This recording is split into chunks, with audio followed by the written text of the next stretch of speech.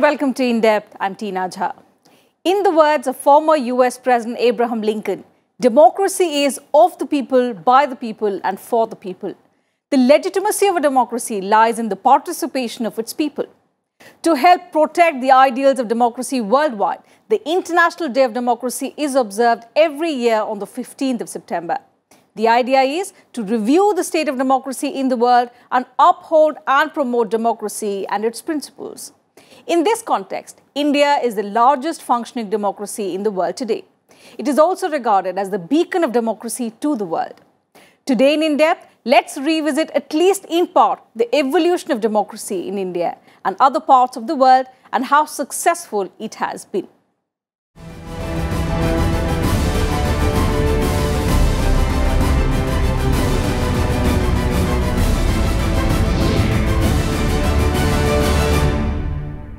September 15th, 2018 will mark the 11th International Day of Democracy. Since its inception in 2008, the day has been observed worldwide to raise awareness about democracy, its meaning and significance. Thousands of people and organizations across the world hold various initiatives to promote and protect democracy. The day is an opportunity to reaffirm our shared commitment to protect and promote democracy.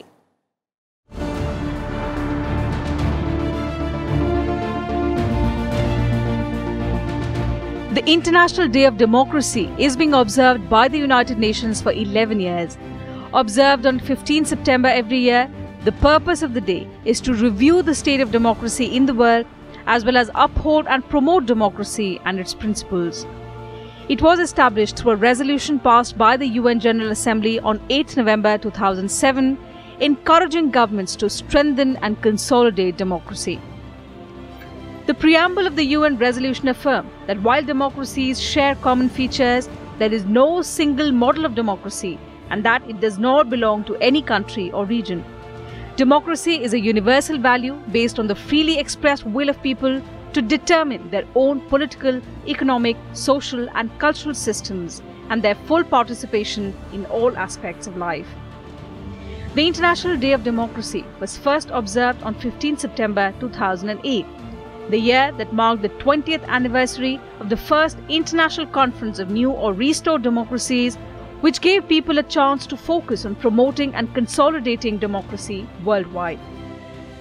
So it's important to celebrate this day to actually see what are the limitations of democracy.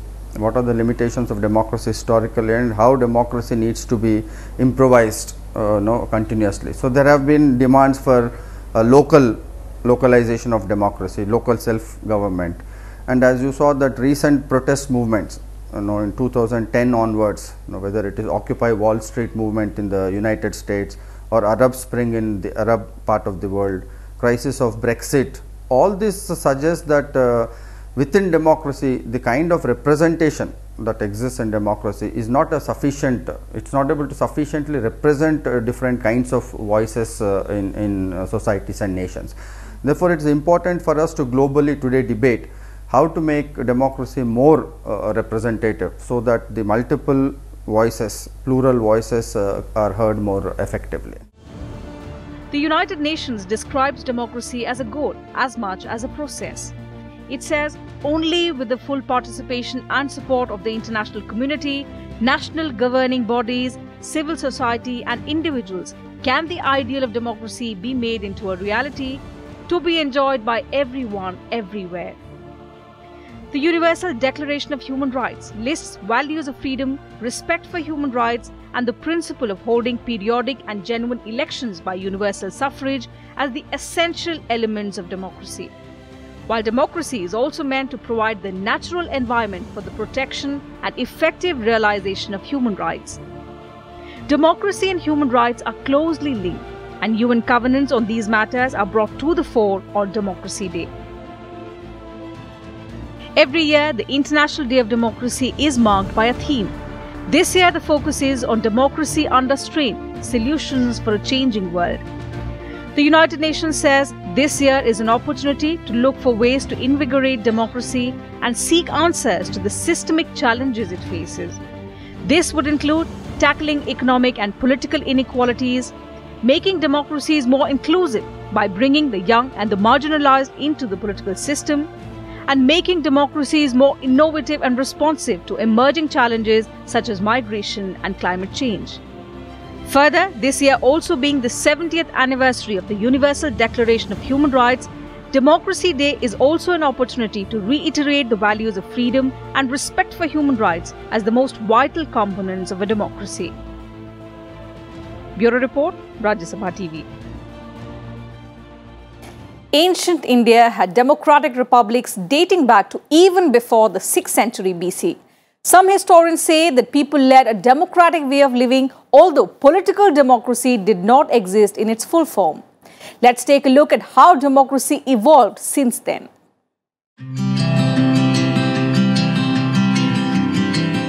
Indian civilization is one of the oldest in the world. As a form of government, democracy is not merely a legacy of the British. Ancient history of India reveals that democratic republics existed even before 6th century BC. In fact, historians have acknowledged Vaishali, now in the Indian state of Bihar, as the world's first republic. One of the earliest instances of democracy in ancient India appears in the Rig Veda, one of the most sacred books of the Hindus. The states mentioned are mostly monarchies, but with two democratic institutions called the Sabha and the Samiti, assembly. Many more republics were established in ancient India prior to the birth of Gautam Buddha in 6th century. These republics were known as Mahajanpadas, and among these states, Vaishali was the world's first republic.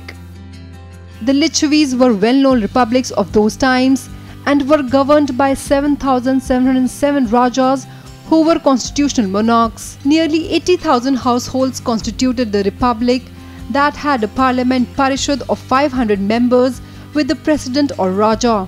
The democratic Sangh, Gana and Panchayat systems were used in some of these republics. The Panchayat system is still used today in Indian villages. In democracy, as you know, it began with the anti-colonial movement. That anti-colonial movement played a huge role in terms of idea of democracy, and our forefathers, Nehru, Patel, Gandhi, Ambedkar, I think took a very bold position in terms of going for a universal adult franchise. In a country with more than 65% of illiteracy at the time of independence, they said that literacy does not matter. People can think and make an active choice. Though Gandhi wanted Gram Swaraj, they wanted a village republics as a basic unit. Though we went for Westminster kind of, United Kingdom kind of a model. But what was radical, that even in countries like France, they gave right to vote for women very recently.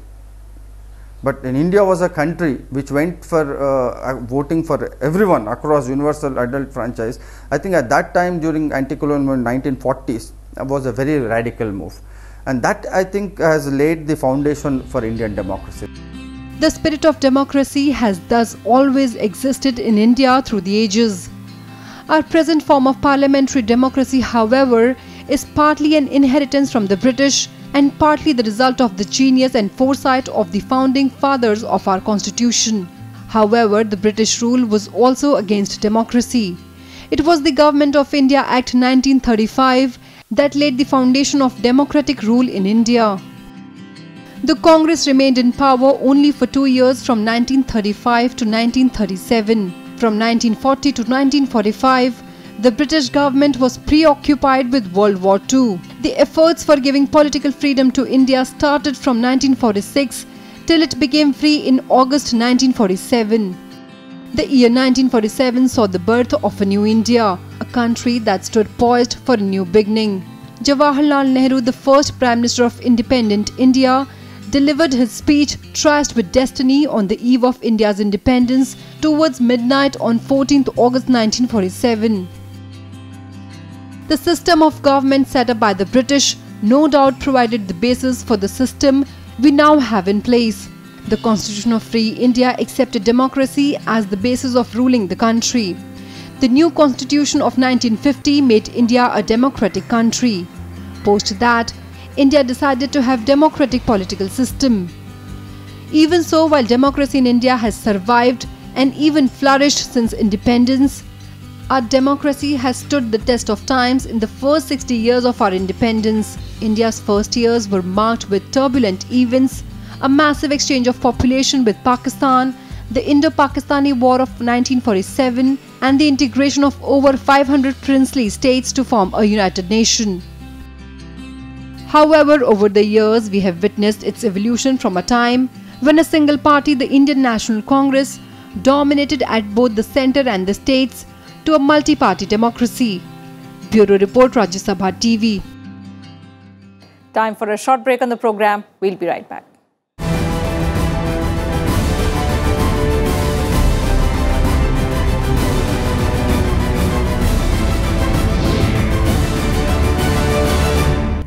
Welcome back. You're watching In Depth. It's been over 70 years of independence, and Indian democracy has gone through several layers of evolution. India had the task of keeping the diversity of a subcontinent afloat within a democratic framework. That meant India had to lead the way and embody all that democracy stands for. Let's understand the meaning of democracy in the Indian context. Indian democracy continues to puzzle many foreign observers and other democratic nations. But for Indians, since independence, it has been a matter of practice. India has survived as a democratic nation since 1947, when it gained independence. The second most populous and the seventh largest country by area, India is the largest democracy in the world. So, what is democracy? Democracy is a system of government that allows citizens to cast vote and elect a government of their choice. Democracy in India also ensures social and economic equality. India has a federal form of democracy with a government at the centre that is largely accountable to the parliament and state governments that are accountable to their respective legislative assemblies. Democracy is said to be the best form of governance as it gives representation to every citizen of a country. Democracy essentially means, when it came, it essentially means representation of the people, the idea of the people, that the people are sovereign and governments are elected to represent the idea of the people. This was the essential core idea of democracy. However, as you know, that there is no single idea of people. This people means multiple things, many castes like in India, many religious groups, gender, class, there are various kinds of identities. Now the question that we are debating is that does this idea of liberal democracy that we have, this parliamentary democracy, is it the most effective way of representing this multiplicity, this plural voices? So this, I think, is a global debate that is happening. Democracies engender greater freedoms of thought and expression among people. India has 5 democratic principles: sovereign, socialist, secular, democratic and republic. Sovereign stands for freedom from the interference or control of any foreign power. Socialist means providing social and economic equality to all citizens. The word secular means freedom to practice any religion or reject all. Democratic means that citizens of India have the right to elect their leader. The word republic means the head of the country is not a king or queen. The most obvious observation about democracy as a political philosophy is that its best guarantees the liberty of an individual against the collective power of a state. Democracy also enshrines the equality of all individuals. It is said to best promote merit as against the privileges of riches or birth. It is also important to protect the liberty of an individual from other groups who also have the right to exercise democracy.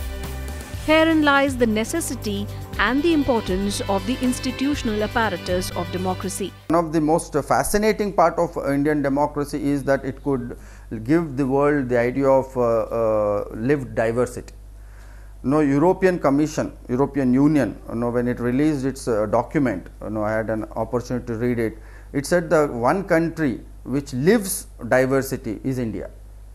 And in India, we have such vast kind of diversity that our democracy could hold this diversity together without too many clashes, without too much of violence. So that, I think, is unique in the world. I think we are the only country in the world which has the maximum kind of diversity, but yet we could peacefully coexist for so long without major clashes. Over the last several decades, Indian democracy has seen several ups and downs. Yet, it has taught the world a number of lessons, such as successful working of coalition governments, the unpredictability of voter behavior, importance of an autonomous and responsive electoral commission, and above all, the possibility of political sophistication amongst the poorest people. In a democracy, the government that gets elected by the voters must work upon eradicating social evils such as illiteracy, poverty, communalism, casteism, and gender discrimination, among other things. Bureau Report, Rajya Sabha TV. Democracy aims to have as many people as possible to vote and also to provide voters with quality and objective information so that they can elect the best possible candidates to govern them.